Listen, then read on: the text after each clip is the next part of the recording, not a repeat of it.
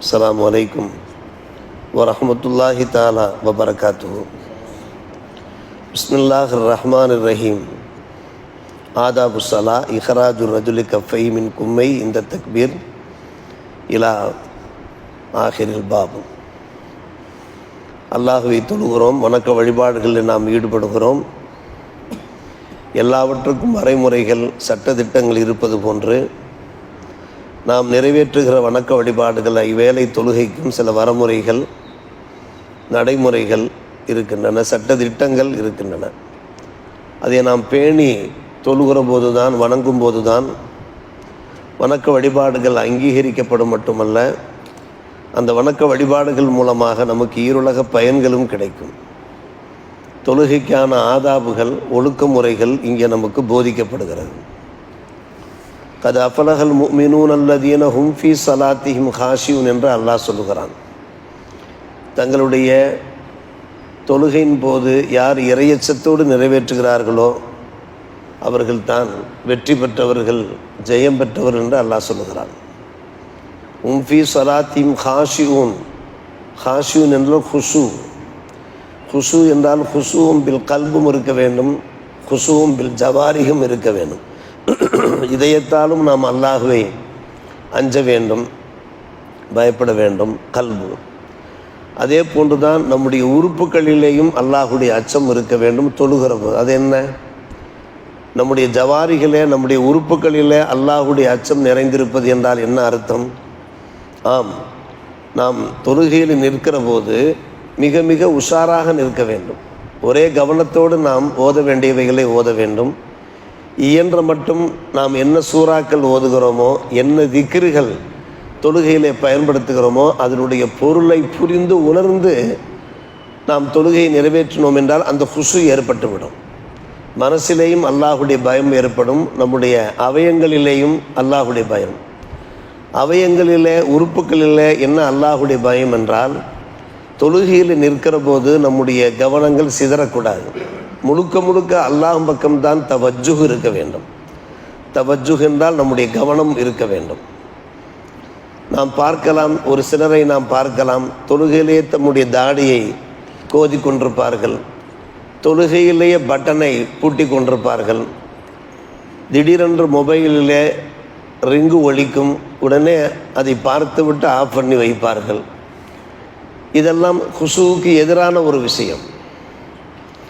இயன்ற மட்டும் நாம் என்ன செய்கிறோம்? தொழுகைக்கு முன்னாலேயே அதை ஆஃப் செய்துவிட்டு நாம் தொழுகையில் ஈடுபடுகிறோம். தொழுகையில் அதனுடைய ரீங்காரம் கேட்கிற போது நமக்கு ஒரு தர்ம சங்கடத்தை உண்டாகிறது, அந்த இறை அச்சம் பாதிக்கிறது. அதே போன்றுதான் தொழுகையிலே சில பேர் கைலிகளை மடித்து கொண்டு செல்வது, இப்படி சில சில்மிஷங்களிலே ஈடுபடுவதை நாம் பார்க்கிறோமே, இது ஹுஷூவுக்கு எதிரான ஒரு விஷயம். அதான் உறுப்புகளிலே, நம்முடைய அவயங்களிலே அல்லாஹுடைய அச்சம் இருக்கு. மனசிலே எப்படி அல்லாஹுடைய அச்சம் இருக்க வேண்டுமோ அதே போன்று ஆதாபு ஸலாவிலே இங்கே குறிப்பிடுகிறார்கள்.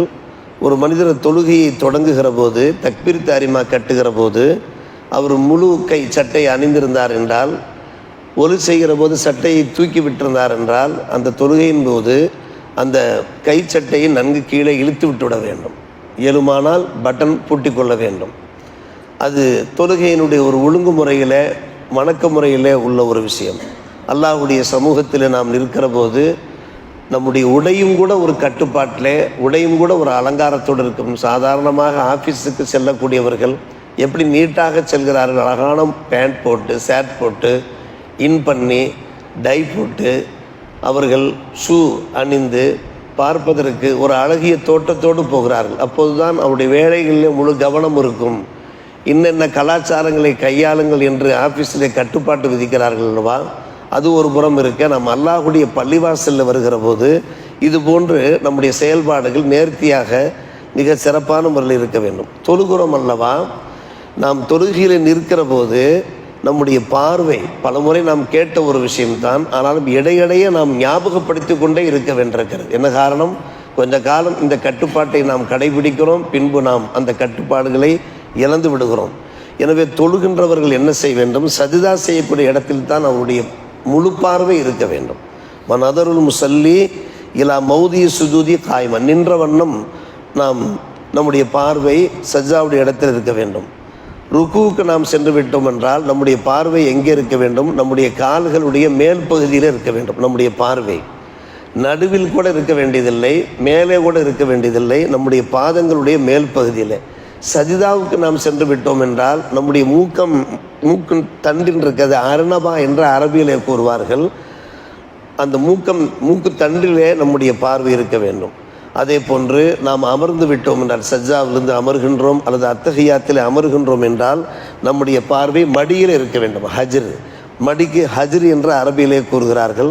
சலாம் கொடுக்கிற போது நம்முடைய பார்வை கண்ணம் திரும்ப வேண்டும், ஆனால் பார்வை நம்முடைய தோல்புஜத்தில் இருக்க வேண்டும். ரைட் சைடு லெஃப்ட் சைடில் யார் இருக்கிறார்கள் என்று நாம் கவனிக்க வேண்டிய அவசியம் இல்லை. நம்முடைய பார்வை இருக்கிறதே சலாம் கொடுக்கிற போது நம்முடைய மன்கபுகளை தோல்புஜங்களே இருக்க வேண்டும். அதே போன்று தான் தொழுகையிலே இயன்ற மட்டும் இருமலை அடக்க வேண்டும். தஃபூஸ் சுஆலி மஸ்தத்தான், இயன்ற மட்டும் இருமல் வரும். இருமல் வருகிற போது கொஞ்சம் அட்ஜஸ்ட் பண்ண வேண்டும். அதாவது அந்த இருமல் வராதவாறு கொஞ்சம் நம்மை அனுசரித்து கொள்ள வேண்டும். இயன்ற மட்டும் நாம் கொட்டாய் விட்டுவிடவே கூடாது. எவ்வளவுதான் களைப்போடு தூக்கத்தின் அயற்சியோடு நாம் தொழுகையில் ஈடுபட்டாலும் கூட, காரணம் நாம் நிற்பது யாருக்கு முன்னாலே நிற்கிறோம்? அல்லாஹுடைய சமூகத்தில் இருக்கிறோம், ஒரு முனாஜாத்தில் இருக்கிறோம். அதற்கு முனாஜாத்தி என்ற அரபியிலே சொல்வார்கள். முனாஜாத்தி என்றால் அல்லாஹோடு நாம் பேசி கொண்டிருக்கிறோம். மன்னாதி மன்னன் மலிக்குல் முழுக்க அல்லாஹ். சாதாரணமாக ஒரு மிகப்பெரிய அதிகாரிக்கு முன்னாலே அமர்ந்து கொண்டு, அதை விடுங்கள், ஒரு வகுப்பறையிலே ஒரு ஆசிரியருக்கு முன்னாடி ஒருவர் அமர்ந்து கொண்டு கொட்டாய் விட்டால் அந்த ஆசிரியர் எவ்வளவு தூரம் கண்டிக்கிறார் பார்க்கிறோமா இல்லையா? இங்குமா நீ இப்படி கொட்டாய் விட்டு கொண்டிருக்கிறாய் என்று கேட்போமா இல்லையா? அல்லாஹுடைய சமூகத்தில் அப்படி தசாவு, கொட்டாய்க்கு அரபிலே தசாவுபு என்று சொல்கிறார்கள். எனவே நாம் என்ன செய்ய வேண்டும்? இயன்ற மட்டும் அதை நம் வாய்க்குள்ளேயே பல்லை கடித்து கொண்டு அதை நாம் மென்று விழுங்கிவிட வேண்டும். கதுமி என்கிற வார்த்தை யூஸ் பண்ணுகிறார்கள். கதுமி என்றாலும் மென்று விழுங்கிவிட. இதெல்லாம் ஆதாபு சலாம். சற்று யோசித்து பார்க்கிறோம். தொழுகையில் நம்முடைய ஒவ்வொரு செயல்பாட்டிலையுமே ஒவ்வொரு தத்துவம் இருக்கிறது, ஒவ்வொரு ஞானம் இருக்கிறது. மறு உலகத்துக்கு மட்டும் இது வெற்றியை தரவில்லையா? அருமை சகோதரர்களே, இந்த உலகத்திலேயும் கூட அந்த தொழுகையில் நமக்கு ஒரு ரொட்டீன் கிடைக்கிறது. அதாவது நாம் நிற்கிறோமே, நம்முடைய உறுப்புகள் எல்லாம் நேராக நிற்கும். ஆங்காங்கே அப்படி நம்முடைய மூட்டுகள், நாம் குனிகின்றோமே, எல்லா மூட்டுகளும் அசைகின்றன, வளைகின்றன, அப்படியே வளைகின்றன. சரியான முறையில் நாம் என்ன செய்யணும்? ருக்குக்கு செய்ய வேண்டும். அதற்கு பின்பு நாம் எழுகின்ற போது அந்த மூட்டுக்கள் அதனுடைய இடத்திலே சென்று சேர்கின்றன. எந்தெந்த மூட்டுக்கெல்லாம் எந்த மஃப்சல் என்பார்கள் அரபியிலே. அதற்கு பின்பு நாம் ருக்குவிலிருந்து சுஜூதுக்கு செல்கிறோமே, அதற்கு பின்பு அதே போன்று மூட்டுக்கள் வளைகின்றன. இப்படி நம்முடைய உடம்பிலே உள்ள வெளி உறுப்பு மட்டுமல்ல, அருமை சகோதரர்களே, பெரியோர்களே, உள்ளுறுப்புகளும் அங்கே இயங்கி கொண்டிருக்கின்றன. இந்த இயக்கம் இருக்கிறது, அது ஈருலகத்திற்கும் பயன் தரக்கூடிய இயக்கம். இதையெல்லாம் நாம் நினைத்து பார்த்து வணக்க வழிபாடுகளில் ஈடுபட்டோம் என்றால், அல்லாஹோடு நாம் ஒன்றி போய்விட்டோம் என்றால், நெருங்கி விட்டோம் என்றால் வெற்றியோ வெற்றி இருக்கிறது. அல்லாஹுடைய திருப்பொருத்தம் கிடைக்கும். கடைசியாக முத்தாய்ப்பாக ஒரு விஷயம் சொல்லுகிறார்கள். நாம் பல முறை பேசியிருக்கிறோம். தொழுகையை நாம் நிறைவு செய்து சலாம் கொடுக்கிற போது இமாமாக இருப்பவர் அஸ்ஸலாமு அலைக்கும் வரஹ்மத்துல்லா, அஸ்ஸலாமு அலைக்கும் வரஹ்மத்துல்லா என்று சொல்லுகிற போது பின்னாடி உள்ள மக்களையும் அங்கே வந்திருக்கக்கூடிய மலக்குமார்களையும் அதே போன்று ஜின்னுகளில் சில நல்லவர்கள் நம்மோடு தொழுவதற்கு வாய்ப்பு இருக்கிறது.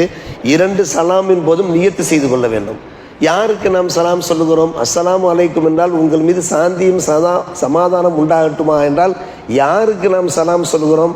யாருக்கு சொல்கிறோம்? யார் பள்ளிவாசலுக்கு தொழுகைக்கு வந்திருக்கிறார்களோ அவர்களுக்கு சொல்கிறோம். எனவே இமாம் இருக்கிறாரே, ஆண்களுக்கும் அல்லது பெண்கள் ஏதாவது பள்ளிகளை சேர்ந்து தொழுதார்கள் என்றால் பெண்களுக்கும் மலக்குமார்களுக்கும் அதே போன்று ஜின்னுகளை நல்லவர்கள் தொழுவார்கள். 2 சலாம் மூலமாக இமாம் நியத்து செய்ய வேண்டும், யார் இமாமாக நின்றாலும். அதே போன்று முக்ததியாக நிற்கக்கூடியவர்கள், பின்தொடர்ந்து தொழக்கூடியவர்கள் தன்னுடைய இமாமை நியத்து செய்ய வேண்டும். அஸ்ஸலாமு அலைக்கும் இமாம், உங்கள் மீது சாந்தியும் சமாதானம் உண்டாகட்டுமாக. எந்த திசையிலே, இப்போது இங்கே ரைட்டில் நின்றோம் என்றால் லெஃப்டில் இமாம் இருப்பார், லெஃப்டில் நின்றோம் என்றால் ரைட்டில் இருப்பார், அல்லது பேக்கில் நின்றோம் என்றால் முன்னாடி இருப்பார். எந்த திசையில் நாம் இருக்கிறோமோ அந்த திசையை பொறுத்து நாம் என்ன செய்ய வேண்டும்? இமாமை நியத்து செய்ய வேண்டும். மட்டுமல்ல, முக்ததிகளாக இருக்கக்கூடியவர்கள் தாங்கள், இமாமை பின்பற்றக்கூடியவர்கள் ஏனைய எல்லா மாமூம்களையும் நியத்து செய்ய வேண்டும். அஸ்ஸலாமு அலைக்கும் வரஹ்மத்துல்லா என்றால் பள்ளிவாசலுக்கு வந்திருக்கக்கூடிய அருமை சகோதரர்களே, பெரியோர்களே, சாந்தியும் சமாதானம் உங்கள் மீது நிலவட்டுமாக என்பது அர்த்தம். இங்கே வந்திருக்கின்ற அத்தனை பேருக்கும் நாம் ஒருவருக்கொருவர் சலாம் சொல்லி கொண்டிருக்கிறோம். நன்கு கவனிக்க வேண்டும். மாமூம்களுக்கு, மலக்குமார்களுக்கு, ஜின்னுகளில் உள்ள நல்லவர்களுக்கு, நாம் ஒவ்வொரு திசையிலே இருக்கக்கூடியவர்கள் எல்லோருக்குமே நாம் அந்த நிய்யத்தோடு சொல்லுகிற போது, அன்பு சகோதரர்களே, சலாத்தினுடைய ஒரு பரக்கத்தை பற்றி நாம் தெரியாமல் இல்லை. வெளியே நாம் அஸ்ஸலாமு அலைக்கும் என்று கூறுகின்றோமே, அதில் எப்படி ஒரு சாந்தி சமாதானம் நிலவுகிறதோ அதே போன்று தான் பள்ளி உள்ளேயும் நாம் இந்த நிய்யத்து இல்லாமல் சலாம் கொடுப்போம். சலாம் கொடுக்க வேண்டும் என்று ஒரு ஃபார்மாட்டிக்காக நாம் கொடுக்குறோம். ஆனால் சலாத்தினுடைய தத்துவமே இதுதான். பள்ளிவாசலுக்கு உள்ளேயும் நாம் இருந்து கொண்டு எல்லோருக்கும் நாம் சலாம் சொல்லிக்கணும். சரி, தனியாக தொழுதால் என்ன சட்டம்? தனியாக தொழுதோம் என்றால் யாரும் கூட இருக்க மாட்டார்கள், ஆனால் மலக்குமார்கள் கூட இருப்பார்கள். எனவே தனியாக தொழுகிற போது அஸ்ஸலாமு அலைக்கும் என்று சொல்லுவோம் என்றால் யாரை பார்த்து அஸ்ஸலாமு அலைக்கும் என்று நாம் கூறுகிறோம்? கண்டிப்பாக நம்மோடு மலக்கிராமன் காத்திபின் இருக்கிறார்கள். அது அல்லாமல் நாம் ஓதுகின்ற அந்த துவாக்களுக்கு ஆமீன் சொல்லக்கூடிய மலக்குமார்கள் இருப்பார்கள். 2 சலாம் மூலமாகவும் அந்த மலக்குமாரில் நியத்து செய்து கொள்ள வேண்டும். வீட்டிலே தொழுதோம் என்றால் மனைவி மக்கள் இருப்பார்கள் அல்லவா, அந்த மனைவி மக்களை நியத்து செய்து கொண்டு நாம் சலாம் கொடுக்கிற போது இப்படி பல்வேறுபட்ட நன்மைகள் கிடைக்கிறது. அருமை சகோதரர்களே, இதுதான் தொழுகையிலே ஹுஷூல் கல்பு, ஹுஷூல் ஜவாரியோடு தொழுகின்ற இறையச்சத்தோடு, மனசிலேயும் அல்லாஹ்வுடைய அச்சம், நம்முடைய அவயங்களையும் அல்லாஹ்வுடைய அச்சம், இந்த அச்சத்தோடு தொழுகிற போது அல்லாஹ் ரப்புல் ஆலமீன் நிறைந்த வெற்றியும் மனநிறைவையும் தருகிறான். வல்ல அல்லாஹ் தொழுகையினுடைய சட்டத்திட்டங்கள் ஒழுங்குமுறைகள் பிரகாரம் நாம் தொழுகையை நிறைவேற்றுகின்ற பாக்கியத்தை நம் எல்லோருக்கும் தந்தல் புரிவானாக. வாஹிர் தாவான் அல்ஹம்துலில்லாஹி ரப்பில் ஆலமீன்.